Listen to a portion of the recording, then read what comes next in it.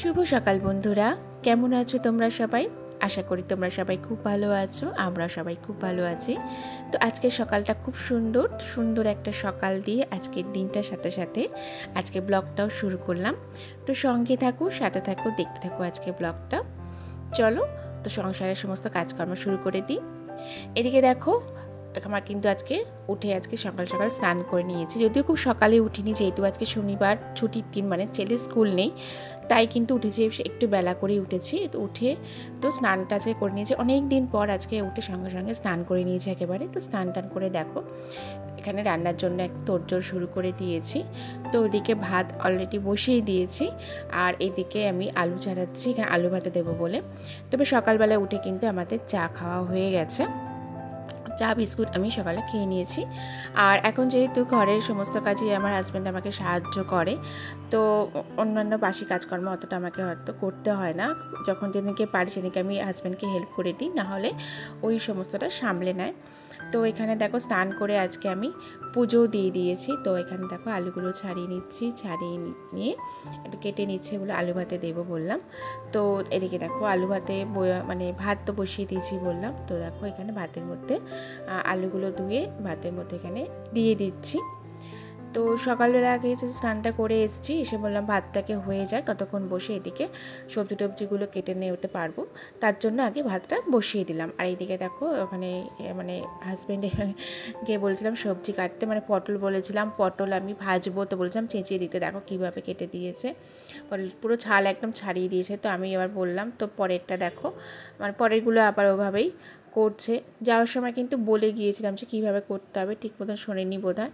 তো তার জন্য দেখো এইভাবে পটলগুলো কাটলো। তো যাই হোক, কী করা যাবে, একটা পটল ওরকম হয়ে গেছে। আর এদিকে দেখো ভাত তো হয়ে গেছে, ভাত নামিয়ে নিয়েছি। এদিকে হচ্ছে কি তরকারি, তো আজকে ধোকার তরকারি করছি। তো ধোকার তরকারিটা ওদিকে হচ্ছে, এদিকে বড়মশাই খেতে বসে গেছে। তো পটলের তেল দিয়ে খাচ্ছে, আলু ভাতে দিয়ে খাওয়া হয়ে গেছে। আর পটলগুলো বলছিল খুব সুন্দর, মানে একদম কচি পটলের তেল দিয়ে খেতে বেশ ভালোই লাগছিল।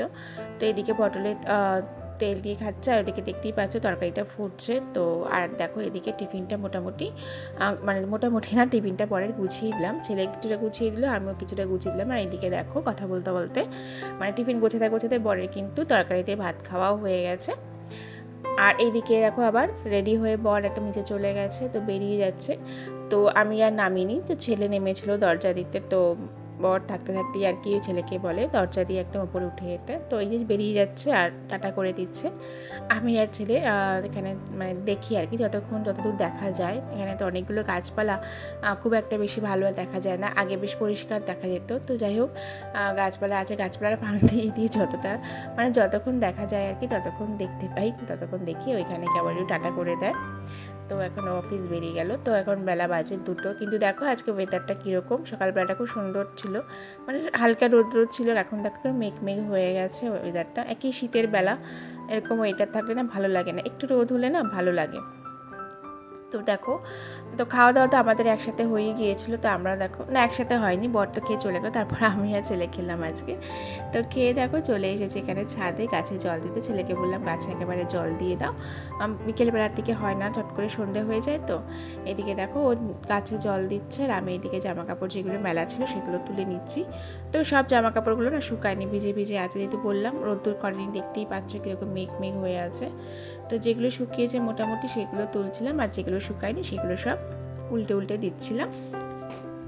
চলো জায়গায় করো। তো বন্ধুরা এখন কটা বাজে, এখন দেখতে পাচ্ছ বেজে গেছে হচ্ছে 7:35, এটা 15 মিনিট মতন ফাস্ট আছে। তো যাই হোক, আমি আর ছেলে বেরিয়েছিলাম অনেক আশাহত হয়ে ফিরে এলাম। তো এখানে আমাদের একদম পাশের পাড়াতেই একদম জগদ্ধাত্রী পুজো হচ্ছে, অ্যানাউন্স শুনতে পাচ্ছ হয়তো। তো আজকে ভোগ বিতরণ ছিল, তো আমি আর ছেলেকে অনেক আশা নিয়ে গেলাম, ভোগ মানে খিচুড়ি নিয়ে আসবো। তো গিয়ে দেখছি ওখানে বসিয়ে খাওয়ানো হচ্ছে, তো বসিয়ে তো আমরা খাবো না, চলে এলাম ব্যর্থ মনোরথ ফিরে এলাম, অনেক আশা নিয়ে গেলাম আমি আর ছেলেই, যে আমার ছেলের মুডটা একটু অফ হয়ে গেল, একটু মায়ের ভোগ পাবো বলে ভেবেছিলাম আর কি। যাই হোক, তো ভাবছিলাম ভোগ যে খিচুড়ি দেবে তো ভোগ নিয়ে আসবো, তো রাতে আর আমাকে কিছু করতে হবে না, এমনি রাতে কিছু করতে ইচ্ছা করে না, যদি শরীরটা এখন সে ফিট হয়নি বলছি।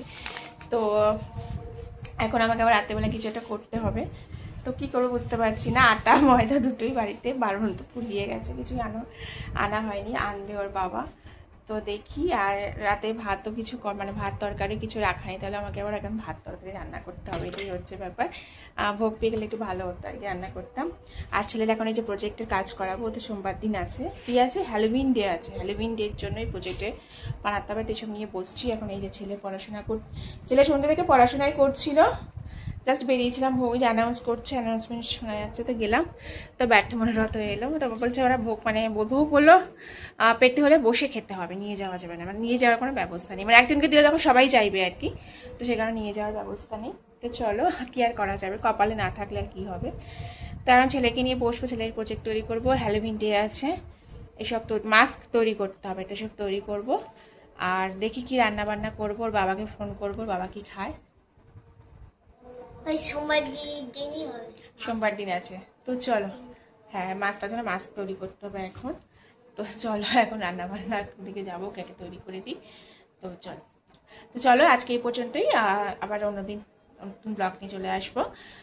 তোমাদের যদি আমার ব্লগ দেখতে ভালো লাগে তাহলে অবশ্যই কমেন্ট করে জানাও কেমন লাগছে, ভালো লাগলে লাইক এবং শেয়ার করো, সাথে আমার চ্যানেলটাকে প্লিজ সাবস্ক্রাইব করে নাও। আর যে সমস্ত বন্ধুরা আমার চ্যানেলটাকে সাবস্ক্রাইব করে রেখেছো অলরেডি, তারা প্লিজ আমার ভিডিওগুলো মানে নিয়মিত দেখো। তোমরা যদি আমাকে একটু সহযোগিতা করো তাহলে হয়তো আমি একটু এগোতে পারবো, আমার চ্যানেলটাকে এগিয়ে নিয়ে যেতে পারবো। অনেক আশা নিয়ে ভিডিওগুলো করি, ঠিক আছে? তো যদি তোমরা একটু হেল্প করো আমারও সুবিধা হয়। তো চলো, এইটুকুই তোমাদের কাছে আবেদন রইল। চলো, দেখা হবে আবার অন্য কোনো দিন। সবাই ভালো থেকো, সুস্থ থেকো, সাবধানে থেকো। তো গুড নাইট। Good night.